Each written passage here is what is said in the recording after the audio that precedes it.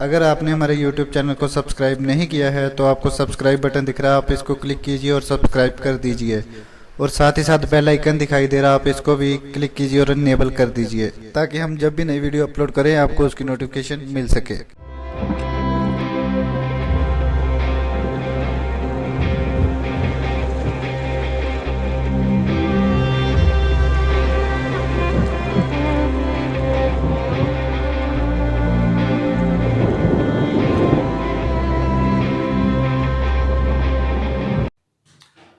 खुदावंद यीशु मसीह के जिंदा जलाली अब्दी और बाबरकत नाम में आप सबको प्रेज द लॉर्ड, जय मसीह की।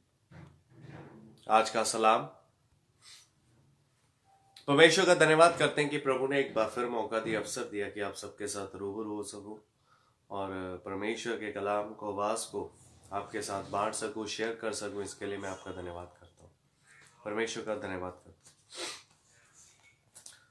बहुत काफी दिनों के बाद आज फिर एक बार रूबरू होने का अवसर मिला, मौका मिला। परमेश्वर का हृदय की गहराइयों से शुक्रगुजार हूं, धन्यवाद करता हूं।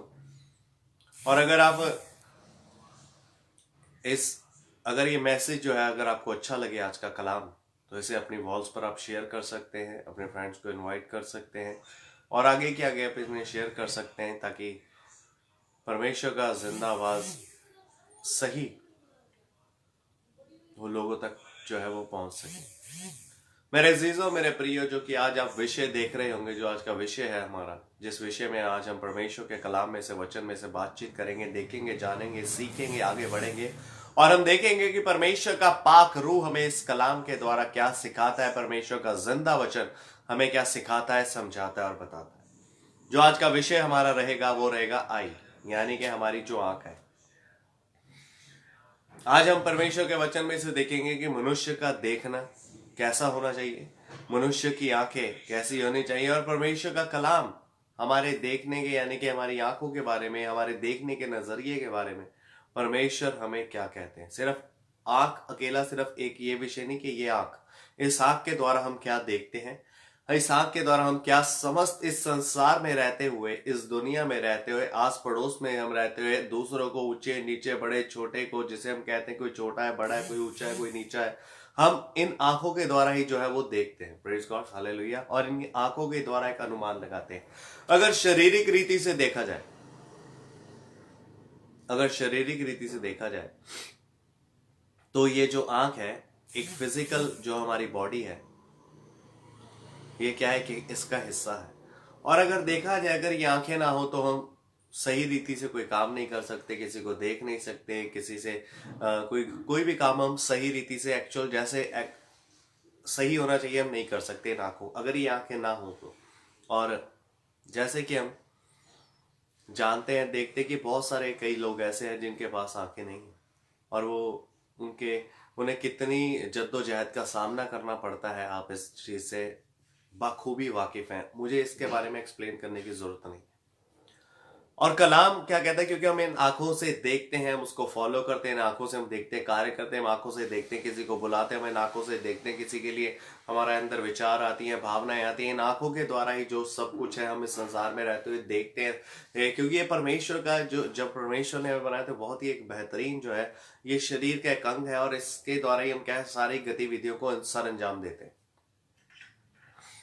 और वचन क्या कहता है, कलाम क्या कहता है आंखों के बारे में। मेरे साथ आप निकालिए मत्ती रचित सुसमाचार, उसका 6 अध्याय और उसकी 22 आयत। Matthew chapter 6 verse 22।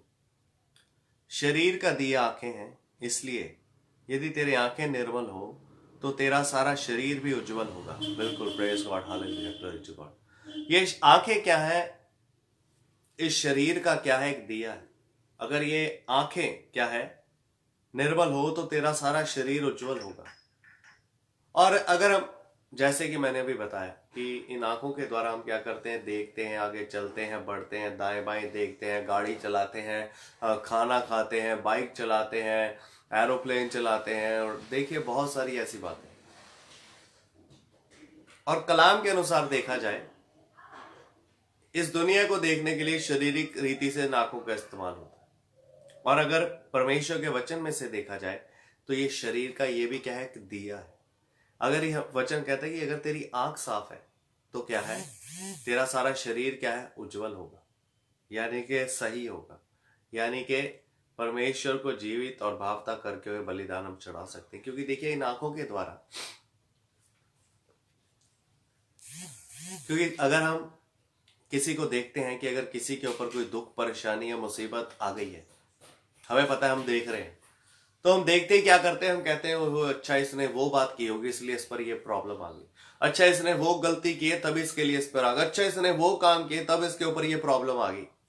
ये सब कैसे हो रहा है, हमारे देखने से, क्योंकि हम देख रहे हैं और देखकर क्या करते हैं, हम वैसे ही क्या है, एवेल्युएट करते हैं, हम देखकर एवेल्युएट करके हम अपना रिजल्ट बता देते हैं। अगर किसी के जीवन में दिक्कत आए, परेशानी आए, तो हम देखते ही कह देते हैं, हम देखते ही कह देते हैं कि इसके जीवन में ये परेशानी इसलिए आई क्योंकि उसने वो किया होगा। अपने ऊपर बताता हूं, किसी के ऊपर बताऊंगा तो गुस्सा कर जाएगा। हाँ जी, अगर विकास गौरी के ऊपर कोई प्रॉब्लम आ गई है, अच्छा इसने इतने साल नशा किया, लड़ाई झगड़े किए, ये किया वो किया, इस करके इसके ऊपर ये प्रॉब्लम आई है।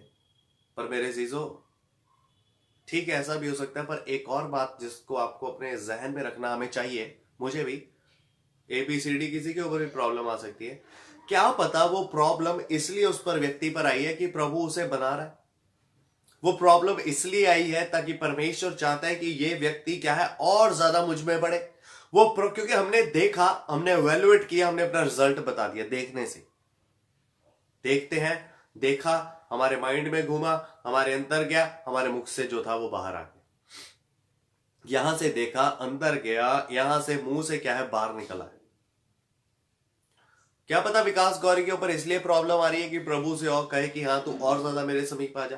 क्या पता विकास गौरी पर इसलिए प्रॉब्लम आ रही है कि परमेश्वर की मैं गतिविधियों को सीख सकूं।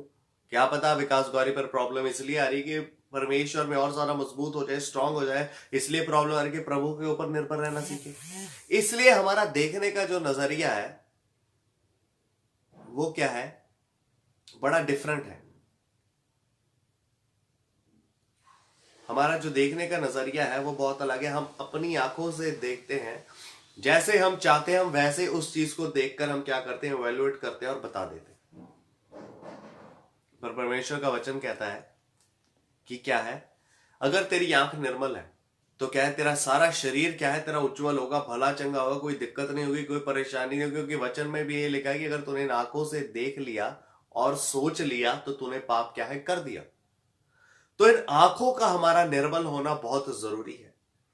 इन आंखों का साफ और स्वच्छ होना बहुत जरूरी है। इन हमारा देखने का नजरिया जो है वो अलग होना चाहिए, कलाम के अनुसार हमारा होना चाहिए। जब हम किसी को देखते हैं, अगर आप देखिए, एक बड़ी सी नॉर्मल सिंपल बात है, जब बंदा टीनेज में होता है तो बहुत सारी दिक्कतों परेशानियों को सामना करना पड़ता है, और जब एक मेल एक फीमेल को देखता है तो अट्रैक्ट होता ही होता है। जब एक मेल फीमेल को देखता है तो एक एज होती है, एज तो उसमें क्या है, एक दूसरे की और अट्रैक्शन होती है। तो अट्रैक्शन होने के बावजूद क्या है, अगर हमारे अंदर परमेश्वर का वचन है, अगर मेरे अंदर परमेश्वर का कलाम है, तो फिर क्या है, मैं सामने वाली फीमेल को भी क्या करूंगा, उसी नजरिए से देखूंगा जिस नजरिए से परमेश्वर का वचन मुझे सिखाता है।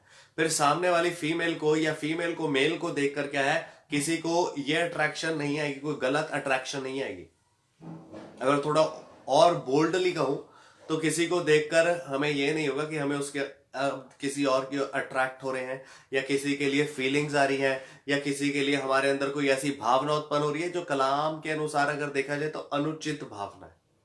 क्योंकि इन आंखों से जब देखते हैं तो वो क्या है, अंदर जाता है, तो हमारे मुख से हमारे हृदय के अंदर वो विचार चलते हैं। एक सर्कल है, ये एक क्या है, सर्कल है। यहां से देखा, यहां पर गया, यहां से अंतर गया, हमारे हृदय में बातें चली, सारा बात क्या, तो हम क्या करते हैं, यहां से निकालना शुरू करते हैं।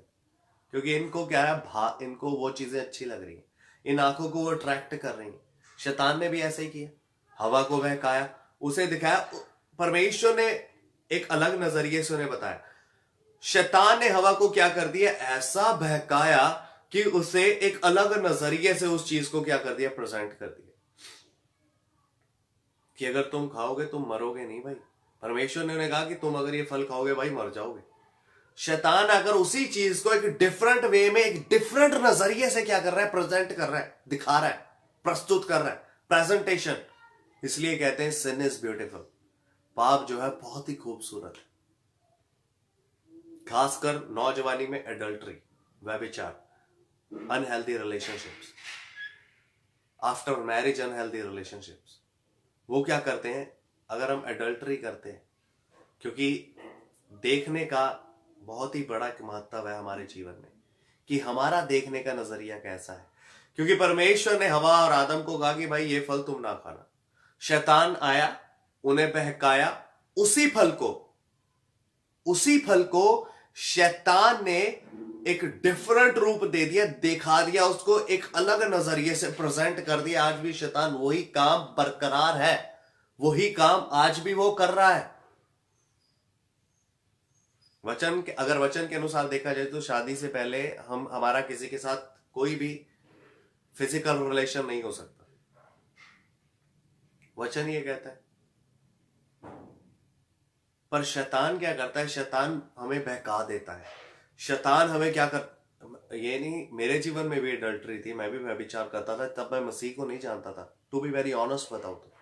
क्योंकि मैंने तो जेल में परमेश्वर को जाना, उद्धार पाया, छुटकारा पाया, बपतिस्मा लिया, परमेश्वर को अपना मुक्तिदाता उद्धारकर्ता ग्रहण किया जब मैं जेल में था। तो उससे पहले मैं एडल्ट्री करता था, व्यभिचार करता था, बुरी बातें करता था, क्योंकि मेरे अंदर वचन नहीं था। देखकर क्या है, देखकर अलग फीलिंग आ जाती थी। किसी फीमेल को देखता था तो वो एक ऐसे नजरिए से देखता था कि देखकर क्या एक अलग अंदर गलत फीलिंग आ रही है, अट्रैक्शन वाली फीलिंग आ रही है, वो चीज अट्रैक्ट कर रही है। क्योंकि उस समय शैतान मेरे अंदर था, और जब शैतान मेरे अंदर था, जब वो मुझे कोई चीज को दिखाता था तो मैं इस रीति से देखता था, और मेरे अंदर उसी समय गलत विचार चलने शुरू हो जाते थे, व्यभिचार के। यहां से दिखा रहा है, काम शैतान कर रहा है, दिखा रहा है, गलत चीज प्रेजेंट कर रहा है। वो सही है, पर मेरे लिए वो गलत चीज उसको प्रेजेंट कर रहा है, उसी तरीके से जिस तरीके से उसने हवा को बहकाया। आज भी वो उसी तरीके से प्रेजेंट करता है। बंदे कहते नहीं जी बात करने में कोई दिक्कत नहीं, देखने में जी, अगर भाई हमारा देखने का नजरिया सही हो जाए तो मैं सोचता हूं कि व्यभिचार होगा ही नहीं। क्योंकि अगर जब हम उस बात को समझे, क्योंकि देखने से अंदर विचार उत्पन्न होते हैं। अगर हमारा देखने का नजरिया कलाम के अनुसार है, अगर हमारा देखने का नजरिया परमेश्वर के वचन के अनुसार है, तो क्या है, हम परेशान होंगे ही नहीं, हम व्यभिचार में गिरेंगे नहीं। किसी के महल को देखकर, किसी के बड़े कोठी और बंगले को देखकर हमारे अंदर विचार आएंगे नहीं कि मेरे पास भी ऐसा होना चाहिए, बल्कि मेरे अंदर यह विचार आएगा कि प्रभु इनको और आशीष बरकत बहुत खूबसूरत है। नहीं तो कई बार जब मैं प्रभु में नहीं था तो मेरे अंदर ये विचार, ओ यार मेरे पास भी ये गाड़ी होनी चाहिए। भाई इतनी बड़ी गाड़ी लेके करूंगा क्या, BMW का क्या करूंगा? समझ रहे ना बात आप?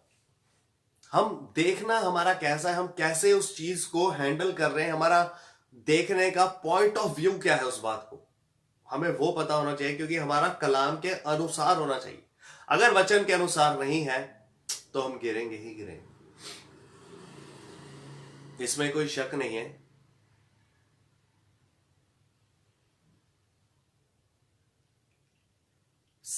कि परमेश्वर गिरे हुओं को उठाता है, क्योंकि वो आया ही हमारे लिए। पर अगर कलाम हमारे अंदर है तो क्या हमारे साथ ऐसा, देखिए टेम्पटेशंस आती हैं देखने से, देखेंगे अंदर विचार उत्पन्न हो, देखेंगे। क्योंकि देखिए जब हम देखते हैं तो देखने से भी क्या है, हमारे अंदर ऐसी ऐसी भावनाएं उत्पन्न हो जाती है कि अगर एक नशा करने वाला व्यक्ति है, एक ईमानदारी से आपको बता रहा हूं, ऑनेस्टली,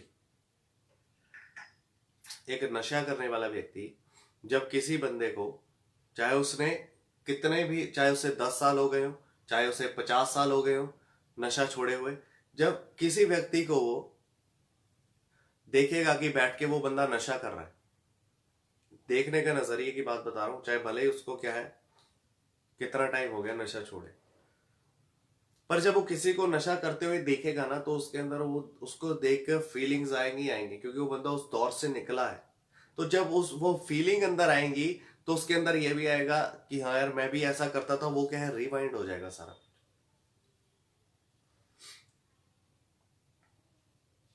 क्या है, रिवाइंड हो जाएगा। तो ऐसी चीजों से क्या है, एक नशे वाला व्यक्ति परे रहता है। अगर कोई यूजिंग कर रहा है तो बंदा उसके पास नहीं जाता। वो कह रहा भाई क्यों फीलिंग में फंस रहा, क्योंकि देखकर ही क्या है, ये प्रैक्टिकल बात आपको बता रहा हूं, प्रैक्टिकल जिसे बोलते हैं, देखकर फीलिंग आएगी ही आएगी। और हमारा देखना तब तक सही नहीं हो सकता जब तक हमारे अंदर परमेश्वर का वचन नहीं, जब तक हमारे अंदर परमेश्वर का कलाम नहीं है, तब तक हमारा देखना सही नहीं हो सकता। क्योंकि देखिए हम इस संसार में रहते हैं, और संसार में रहते हुए हमें बहुत सारी चीजों का सामना करना पड़ता है, बहुत सारी ऐसी चीजों को देखकर उनमें से गुजरना पड़ता है कि कई बार तो ऐसा हो जाता है कि हमें क्या है, बहुत ही अपने आप को स्ट्रांग करना पड़ता है कि भाई हम कहीं गिरे ना। क्योंकि वचन कहता है कि अगर तुमने किसी को देखकर तुम्हारे अंदर गलत विचार आ गए तो व्यभिचार हो गया, डन। तो हमने क्या है, अपना देखना ही क्या है, अपनी आंखों को क्या करना है, स्वच्छ करना है, निर्मल करना है। इसलिए परमेश्वर का वचन यही कहता है, शरीर का दिया आंख है, इसलिए यदि तेरी आंख निर्मल हो तो तेरा सारा शरीर भी उज्जवल होगा। अब ये आंख जो है हमारी निर्मल कैसे होगी? अगर आंख साफ होगी तो तभी शरीर उज्जवल होगा, तभी हम अपने शरीरों को जीवित, पवित्र और परमेश्वर को भावता हुआ करके बलिदान चढ़ा सकते हैं ना, वैसे नहीं चढ़ा सकते। Hallelujah, praise God. इसलिए हमारी आंख का साफ होना बहुत जरूरी है।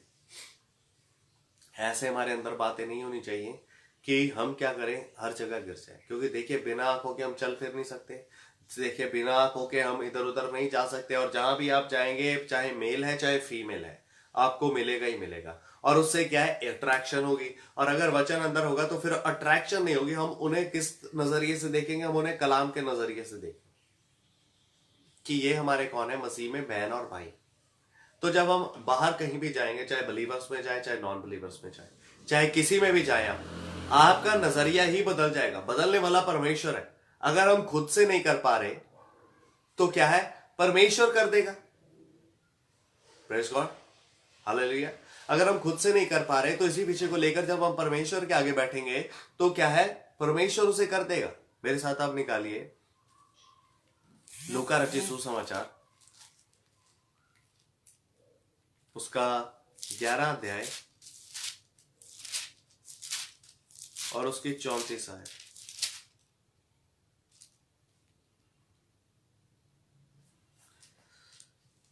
तेरी आंख निर्मल है तो तेरा सारा शरीर भी उज्जवल है, परंतु जब वह बुरी है तो तेरा शरीर भी अंधेरा है। देखिए यही बात जैसे हमने मत्ती में पढ़ी, मैथ्यू में, वो जब हम यहां पढ़ते हैं तो यहां भी लिखा है, वहां यहां तक लिखा है कि अगर तेरी आंख साफ है तो तेरा शरीर भी क्या है, उज्जवल है। और अगर तेरी आंख साफ नहीं है तो यहां लिखा है कि तेरा शरीर भी क्या है, बुरा है, तो अंधेरा अंधेरा हो जाएगा सारा। जब अंधेरा है तो क्या है, परेशानी। जब अंधेरा है तो क्या है, दिक्कत है। जब अंधेरा है तो हम, और वचन हमारे पांव के लिए ज्योति। अगर वचन अंदर नहीं है तो इसका मतलब हमारा शरीर अंधेरा है। फिर हम व्यभिचार करेंगे, गलत बातें करेंगे। हम अपने घर में भी अगर होते हैं तो हमें लगेगा कि हम अकेले हैं, हमें कोई नहीं देख रहा, पर हमें परमेश्वर देख रहा है। क्योंकि दुनियावी बातों ने हमारी ये जो बुद्धि है इसे बंद कर दिया है, हमारी जो आत्मिक आंखें इसलिए बंद कर दिया है। दुनियावी बातों इतनी हमारे ऊपर हावी हो चुकी है, इतना हमें परेशान कर रही है, हमें इन चारों तरफ से घेर लिया है कि हमें ये नजर नहीं आ रहा कि परमेश्वर हमें देख रहा है।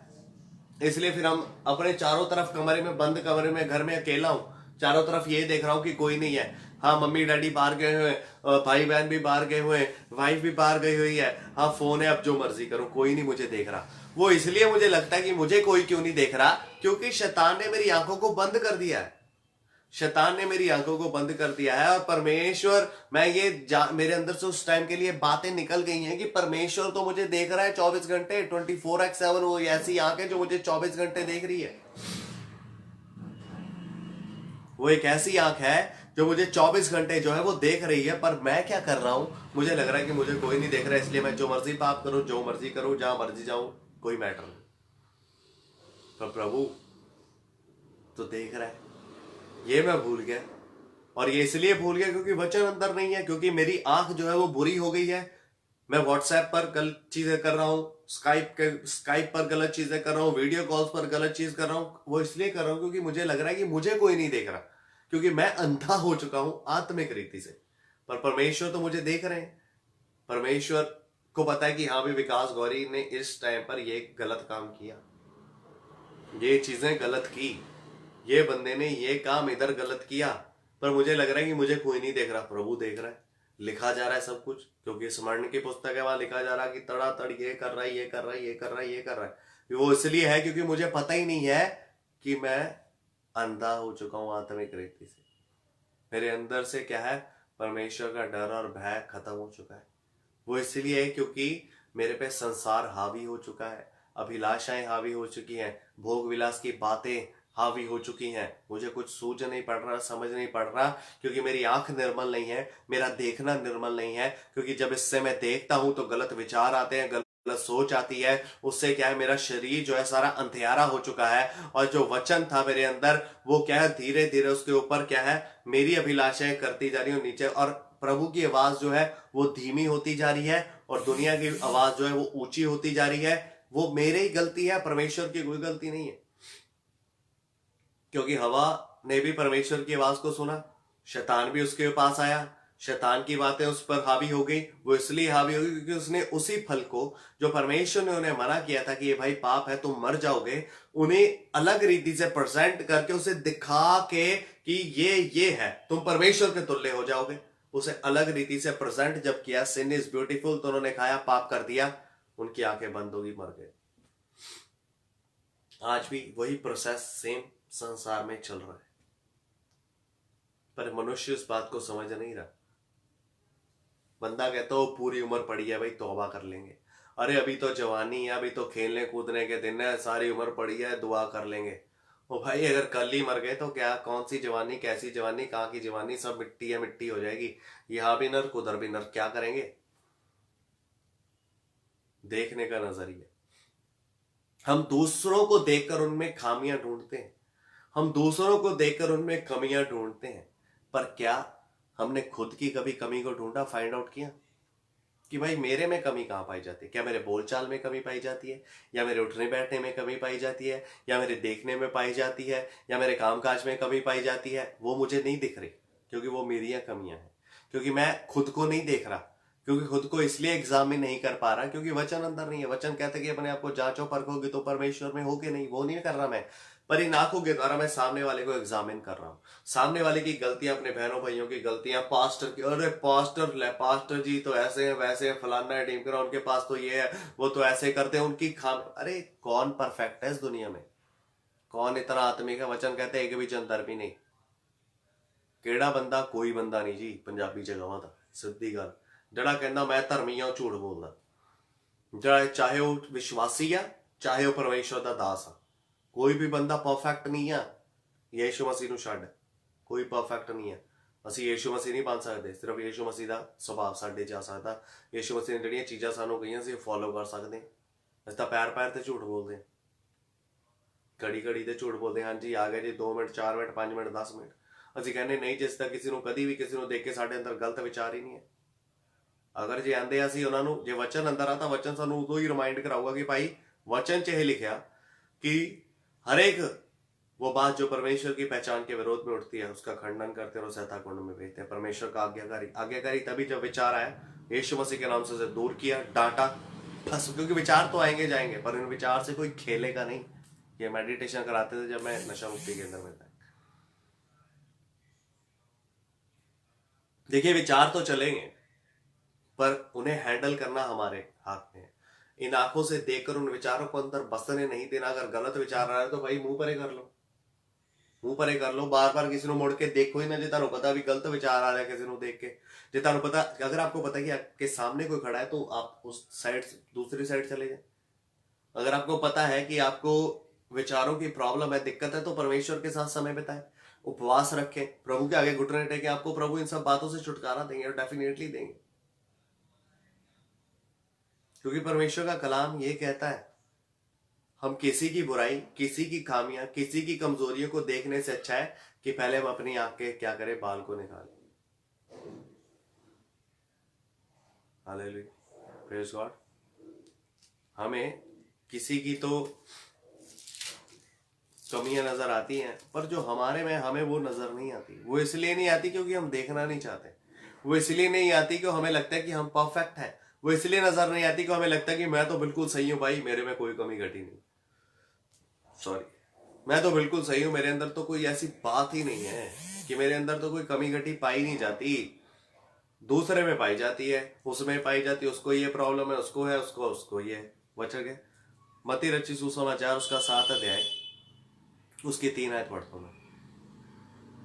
तू क्यों अपने भाई की आंख के तिनके को देखता है और अपनी आंख का लट्ठा तुझे नहीं सोचता। देखो जी, सच वचन, औसम वचन।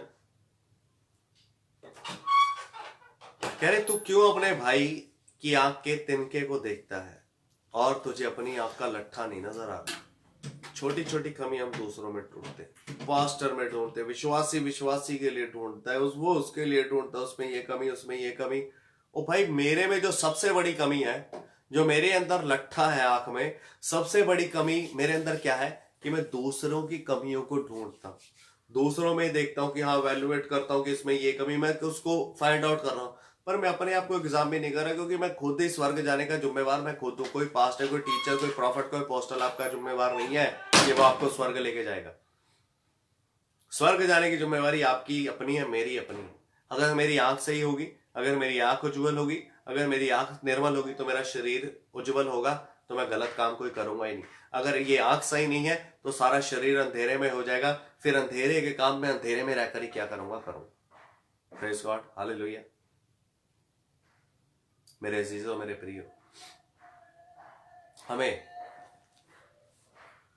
अपनी किसी के तिनके को निकालने से अच्छा है कि हम अपने लट्ठे को निकालें। जो हमें देखने के नजरिया गलत है, जो हमें प्रॉब्लम पाई जाती है, जो हम कहते हैं कि भाई ये बंदा ऐसे ही, ये बंदा ऐसे ही, ये बंदा ऐसे। सबसे बड़ी प्रॉब्लम यही बात है कि ये बोलना ही छोड़ो, हर किसी ने अपना हिसाब देना। वचन से बताओ कि भाई वचन ये कहता है कि हमें ऐसा नहीं करना चाहिए, ठीक है, दैट्स इट।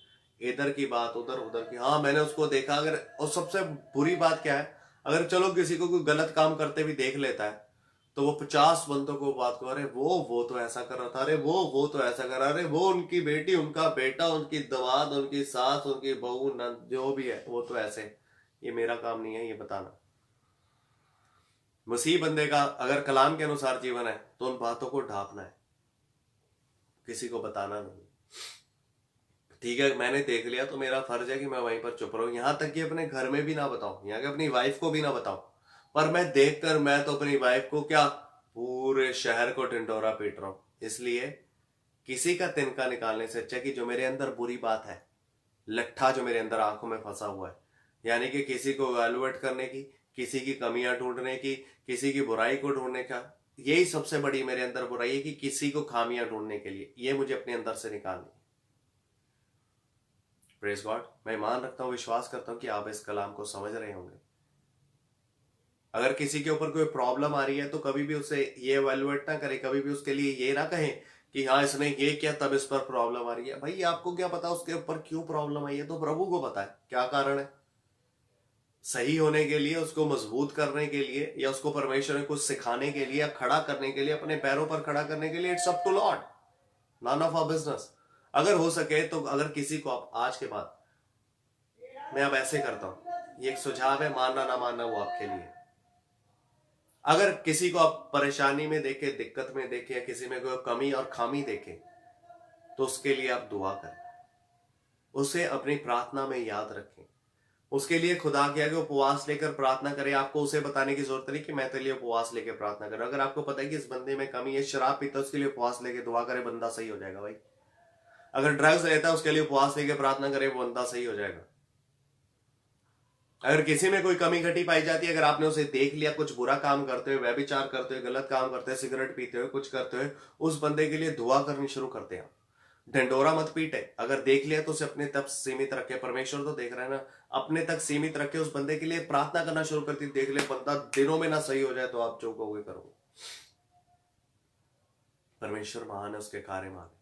हमारा देखने का नजरिया सही होना चाहिए कलाम के अनुसार। अगर कलाम के अनुसार नजरिया है तो हम परमेश्वर के कलाम के अनुसार ही चलेंगे। फिर हमें पहले अपनी, अगर कलाम के अनुसार है हम चल रहे हैं, तो पहले हम अपने आप का निरीक्षण करेंगे, अपने आप को परखेंगे कि हम में कौन सी कमी घटी पाई जाती है, कि मैं परमेश्वर में कितना चल रहा हूँ। क्या मैं कलाम के अनुसार चल रहा हूँ? क्या मेरा जीवन कलाम के अनुसार है? क्या मेरा बोलना, मेरा चलना फिरना, उठना बैठना क्या वचन के अनुसार है? जब मैं अपने आप को देखना शुरू करूंगा, जब मैं अपने आप को एग्जामिन करना शुरू करूंगा, तो फिर आपके पास टाइम नहीं रहेगा, मेरे पास टाइम नहीं रहेगा किसी की बुराइयों को खोजने के लिए।